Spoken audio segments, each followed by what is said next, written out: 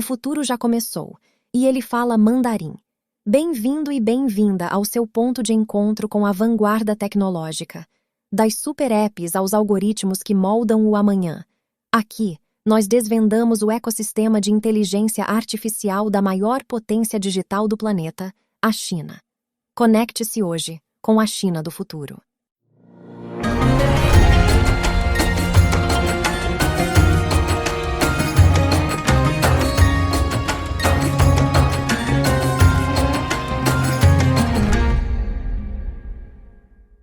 Até o 1º dia de maio, agora de 2025, um único país já tinha lançado, 300 modelos de inteligência artificial, e todos exclusivos para a área médica. Nossa, 300 modelos é muita coisa num espaço de tempo tão curto. Pois é, e tem um detalhe mais impressionante ainda.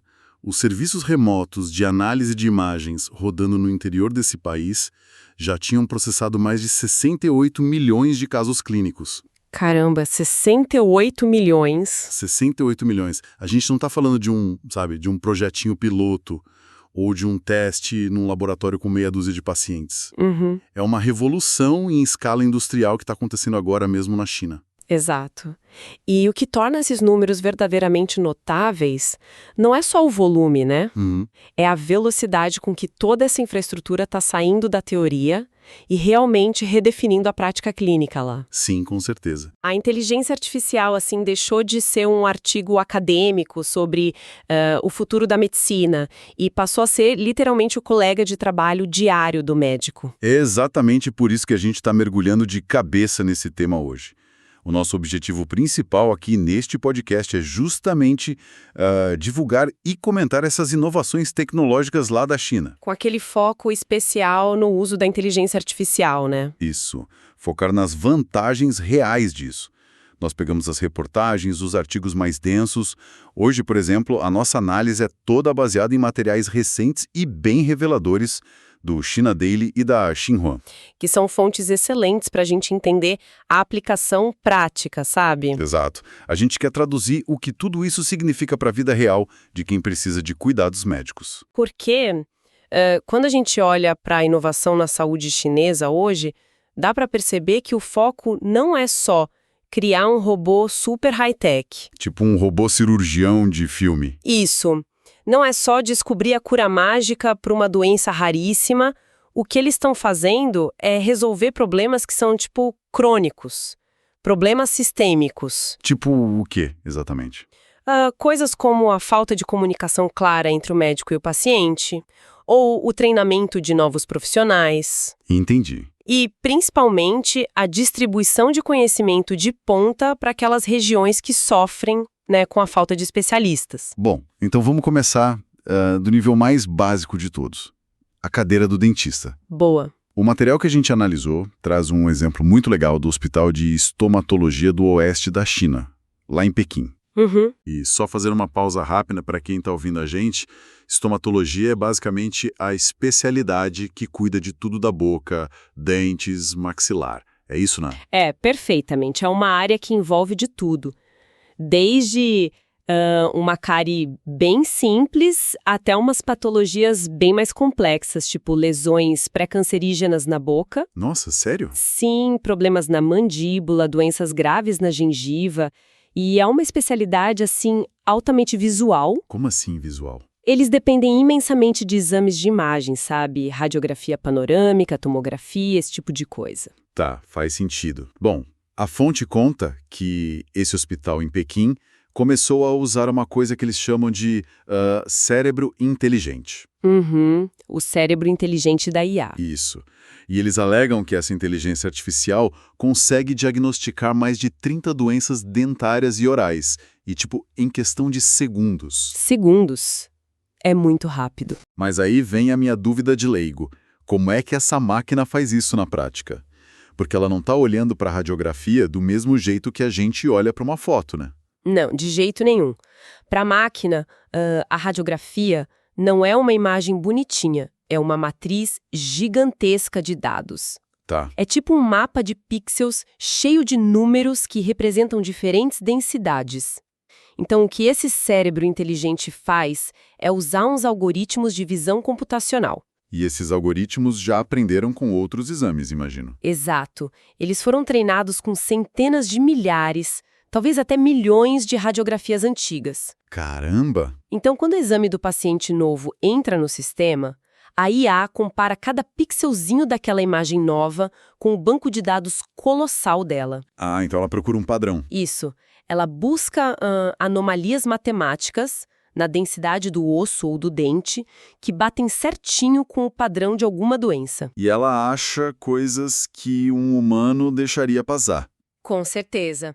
O impressionante é que ela detecta umas variações milimétricas, sabe? Uma descalcificação bem no comecinho, coisa que um olho humano muito bem treinado, mas talvez cansado depois de um plantão de 12 horas, deixaria passar batido. Faz todo sentido. Isso já é incrível pensando só na precisão, mas o artigo relata uma coisa bem interessante sobre um dentista, o Dr. Wen Sheng Lin. Ah, sim, o caso dele é ótimo. Ele falou que o maior impacto que ele sentiu não foi nem no diagnóstico em si, mas na comunicação. Uhum. Ele conta que gastava um tempão da consulta só tentando explicar o jargão médico para quem estava ali na cadeira. E a pessoa que senta na cadeira do dentista já costuma estar tensa, né? Muito tensa, às vezes com dor. Exato. E aí a pessoa escuta aquele monte de palavra esquisita, tipo reabsorção óssea, lesão periapical. Dá até mais medo, né? Dá. Mas aí a reportagem diz que essa IA gera gráficos de diagnóstico visualizados. Só que como isso funciona visualmente para quem não entende de medicina? Bom, imagina o seguinte. Antigamente, o dentista apontava para um borrão cinza ali na radiografia, né, e dizia, olha, o problema está aqui. E a pessoa só balançava a cabeça dizendo que sim, sem ver nada. Exatamente, a gente finge que entende, mas não está vendo absolutamente nada. Total. Com a IA, a coisa muda de figura. O sistema pega aquele mapa cinza cheio de pixels e constrói um modelo 3D super colorido e bem intuitivo na tela. Tipo um desenho do dente mesmo? Isso. Se tem uma infecção na raiz, a IA contorna aquela área com uma linha vermelha brilhante, por exemplo. Ah, entendi. Se tem perda óssea, ela bota um mapa de calor na região e o melhor de tudo, ela traduz aquele código médico complicado por uma linguagem descritiva super simples ali do lado da imagem. Nossa, então é tipo um tradutor universal praticamente? Exato. Ele pega aquele idioma super complexo da medicina e transforma numa linguagem visual que qualquer pessoa leiga bate o olho e entende na hora. É exatamente essa a analogia. A pessoa olha para o vermelho piscando ali no modelo 3D do próprio dente e pensa, ah, ok, entendi perfeitamente onde está o meu problema. E o que é fascinante nisso é a questão da confiança, né? Com certeza, porque a consequência direta disso é quebrar aquela simetria de informação histórica que sempre existiu entre o médico e o paciente. Aquela coisa do paciente ter que só aceitar o que o médico fala. Exato. O paciente, ele sempre fica numa posição muito vulnerável, de ter que confiar cegamente. Mas quando a IA traduz o problema visualmente, ela acaba empoderando quem está ali recebendo o tratamento. Faz a pessoa se sentir parte do processo, acho. Sim, a clareza visual reduz muito a ansiedade.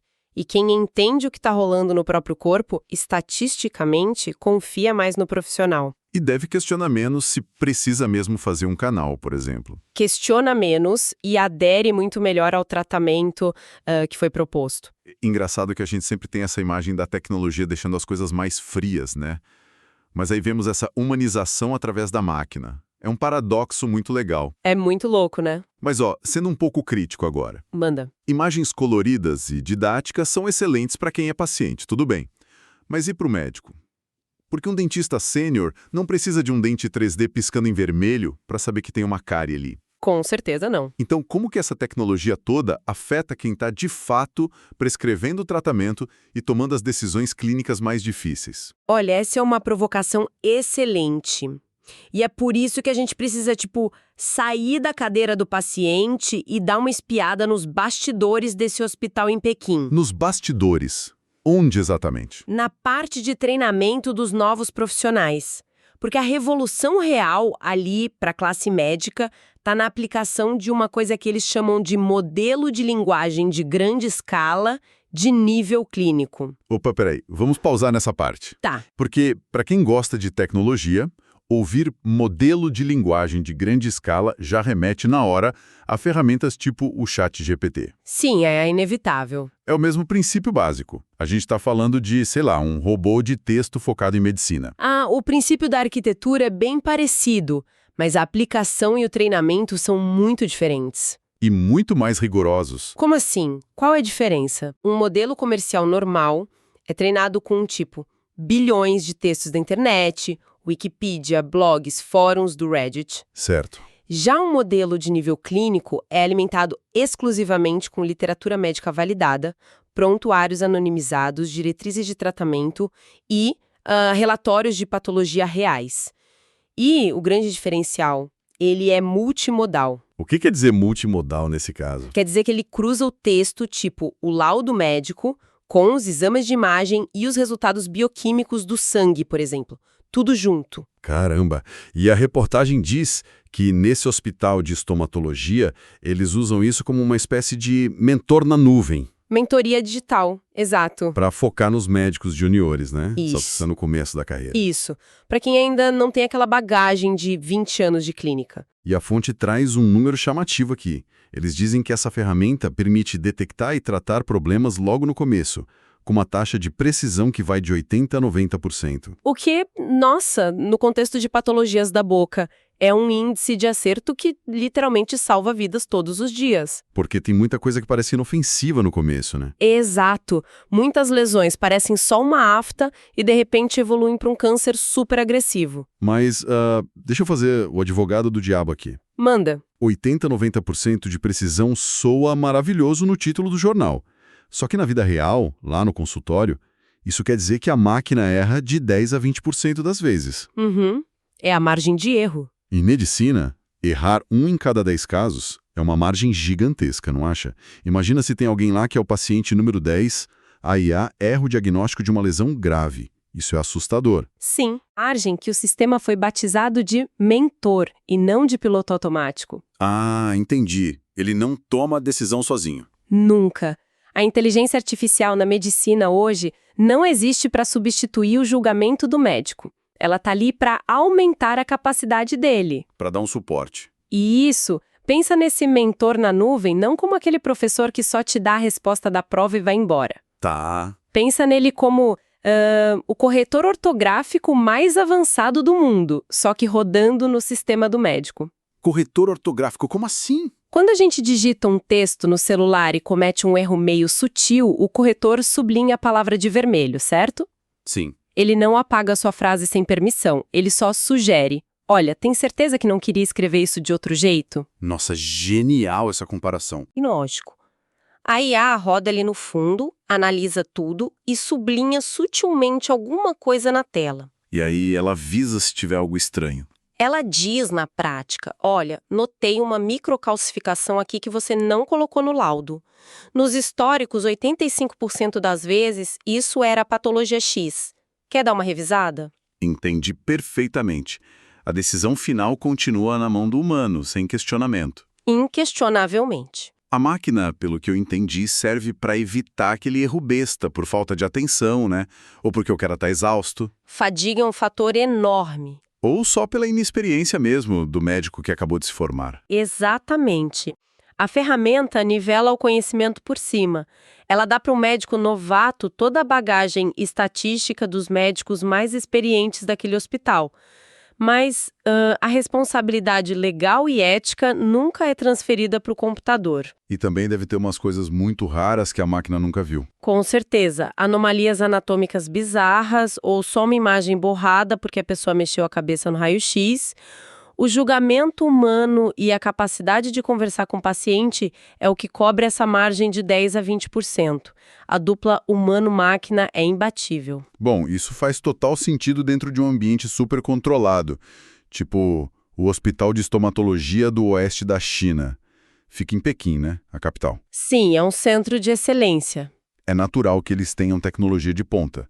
Mas a China é um absurdo de grande. As dimensões são continentais, a população é gigante. Uhum. E a gente sabe que existe uma disparidade enorme entre a infraestrutura das grandes cidades e as áreas rurais. Uma disparidade histórica, inclusive. Como que uma inovação que funciona lindo num hospital de luxo em Pequim vira uma política de saúde para a nação inteira? Aí é que a gente entra na estratégia macro do governo chinês, que é muito forte, porque não estamos falando só de um hospital rico comprando tecnologia. Tem diretriz de Estado aí no meio. Um diretriz de Estado. Sim. Agora, em 2025, eles emitiram diretrizes formais para promover fortemente essas ferramentas de IA em todo o sistema de saúde. Certo. E olhando mais para frente no 15º Plano Quinquenal da China, que vai de 2026 até 2030, a exigência é clara. Eles querem a aplicação ordenada de tecnologias inteligentes no diagnóstico, na medicina de precisão, na gestão e até nos seguros médicos. Caramba, e isso me faz voltar para aquele número estarrecedor lá do começo da nossa conversa. Os 68 milhões. Isso, o fato de terem alcançado 68 milhões de casos processados remotamente. E a fonte diz que isso foi em nível de condado. O nível de condado lá é bem representativo. Para quem não está tão familiarizado, o nível de condado na China normalmente significa aquelas áreas mais rurais, né? Bem mais afastadas dos megacentros urbanos da costa leste. Exatamente. São regiões com menos recursos. Como que funciona a mecânica desse atendimento remoto com IA num lugar isolado assim? Então, imagina uma clínica pequena lá no interior. Eles têm um aparelho de raio-x básico e um técnico para operar. Beleza. Mas eles não têm orçamento para pagar um radiologista super especialista em oncologia oral para ficar morando lá, certo? Não tem nenhum atrativo para o médico ir para lá. Pois é. No modelo antigo, uma chapa suspeita ia ter que ser mandada fisicamente por correio ou malote para uma cidade grande. Nossa, ia demorar semanas. Semanas de espera. E o tratamento de um câncer podia começar tarde demais. Tá, e como fica isso com a infraestrutura de nuvem e a IA que eles implementaram? Hoje, o técnico tira o raio-x nessa mesma clínica rural. No segundo que o arquivo digital é criado, ele sobe para uma rede nacional na nuvem. Imediatamente? Sim. E os algoritmos de IA, que foram treinados por aqueles médicos feras lá de Pequim, analisam a imagem em milissegundos. Nossa. Se a máquina acha algo perigoso, ela bota uma bandeira vermelha no caso, sabe? Tipo, prioridade máxima. E manda para quem? Manda direto para a tela de um especialista humano de plantão num grande centro urbano. O médico só olha, confirma o laudo da IA e, em questão de minutos, a clínica rural já recebe o diagnóstico de volta. Cara, isso é genial. Basicamente, os caras conseguiram empacotar a experiência dos melhores médicos do país e transformaram isso num serviço de nuvem. É uma API de saúde, na prática. Exato. Qualquer clínica do interior, só precisando de internet, acessa os melhores especialistas. Isso democratiza o acesso de um jeito que construir o hospital de tijolo nunca conseguiria, né? Jamais. Não na mesma velocidade. Você não precisa mudar um médico genial para o interior. Você só manda o conhecimento dele por fibra ótica. E o impacto socioeconômico disso deve ser gigantesco. Incomensurável. Você economiza com transporte de paciente, detecta doenças graves no início, o que é muito mais barato de tratar. E salva muito mais gente. Sim, isso nivela a qualidade do atendimento lá na base da população. A tecnologia vira um verdadeiro equalizador social. Olha, tudo isso soa maravilhoso, sabe? Parece roteiro de filme de ficção científica otimista. É bonito de ouvir, né? Muito. Mas a gente sabe que a realidade do desenvolvimento tecnológico, ainda mais na saúde, é cheia de buracos na estrada. Tem muito atrito. Então, quais são as grandes pedras no sapato dessa revolução toda? Onde que a teoria perfeita dá de cara com o mundo real? Bom, o maior gargalo atual não é o computador. Não falta processamento e não falta algoritmo inteligente rodando. Tá, e faltou o quê então? O problema central está na matéria-prima da IA, os dados. Ah, claro. Porque para esses modelos enormes melhorarem e reduzirem aquela margem de erro lá dos 10%, eles precisam mastigar bancos de dados que sejam simplesmente impecáveis. E a gente sabe que sistema de hospital é tudo caótico, né? É muito bagunçado. Cai naquela velha regra da computação. O famoso garbage in, garbage out. Lixo entra, lixo sai. Exatamente isso. Se você treinar a IA com um diagnóstico mal feito, ou um raio-x de qualidade ruim, ou se o prontuário estiver cheio de falha, a máquina vai aprender a ser negligente também. Perfeito. A reportagem mesmo, que a gente usou como base, destaca que os profissionais estão exigindo a construção de uma ponte. uma ponte entre a galera da tecnologia e o pessoal da medicina. Porque eles vivem em mundos separados. Historicamente, operam em silos, né? E hoje, o maior risco de diagnóstico errado vem justamente dessa falta de padrão nos dados médicos que estão alimentando a IA. Eu fico imaginando o tamanho do pesadelo logístico. Um hospital do interior anota o sintoma de um jeito, aí o outro da capital usa um nome diferente para a mesma doença. Salva a imagem num formato que o algoritmo não consegue ler. É um caos. Imagino. E os médicos da fonte estão falando que a prioridade número 1 agora é justamente essa colaboração. Sim, eles precisam sentar juntos, engenheiros e médicos, para construir bancos de dados não só gigantescos, mas meticulosamente arrumados. Com exame, patologia, tudo padronizado. Tudo com o mesmo rigor, porque senão o progresso vai empacar. A galera de TI tem o poder computacional, mas não tem a menor ideia do contexto clínico. E o médico manja tudo de biologia, mas não sabe programar rede neural. Exato. Se não criarem um padrão único de coleta de dados de saúde, o teto da inteligência artificial vai ser atingido bem rápido. Nossa, e isso traz uma reflexão gigantesca para a gente pensar. Traz mesmo. Porque olhando para tudo que a gente discutiu hoje, a gente falou do paciente vendo o próprio dente em 3D. Falou do médico novato usando um mentor na nuvem e até dessa meta nacional chinesa de digitalizar a saúde rural até 2030. Fica muito claro que o sucesso de toda essa engrenagem depende de uma coisa só, no fim das contas. Informação médica precisa. Exatamente. E isso leva a gente para uma questão que talvez seja a mais provocativa dessa nova era, sabem? Qual? Pensa comigo.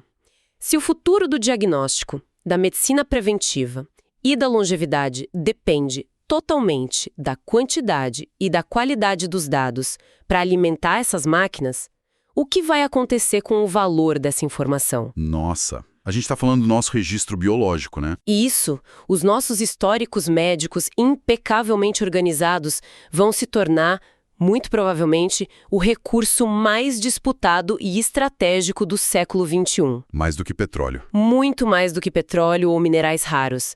Os dados de saúde vão ser o combustível para prolongar a vida humana. Caramba!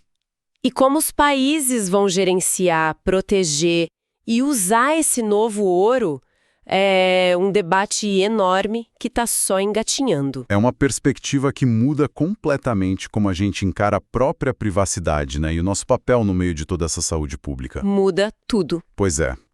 Bom, o que a gente tira de mais importante desse nosso mergulho de hoje é que a inteligência artificial médica na China não é mais um projeto futurista distante. Ela já é a realidade de hoje. Ela é essa infraestrutura quase invisível que traduz a incerteza médica num gráfico super claro, que conecta o super especialista aos cantos mais rurais e que usa o passado coletivo para treinar o médico do futuro. E também deixa muito claro o desafio gigantesco que é botar ordem nos dados da biologia humana. Com certeza.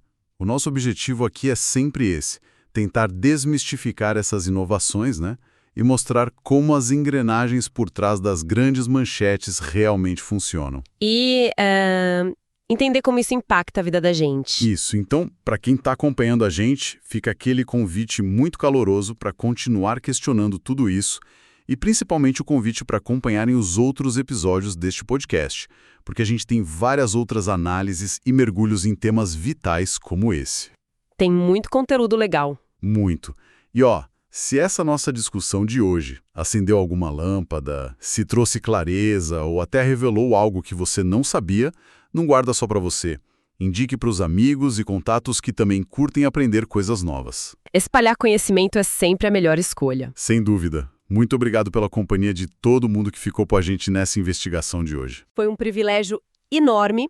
Continuem atentos às novidades e a gente se vê no próximo encontro. Um abraço. Até a próxima, pessoal. Tchau, tchau.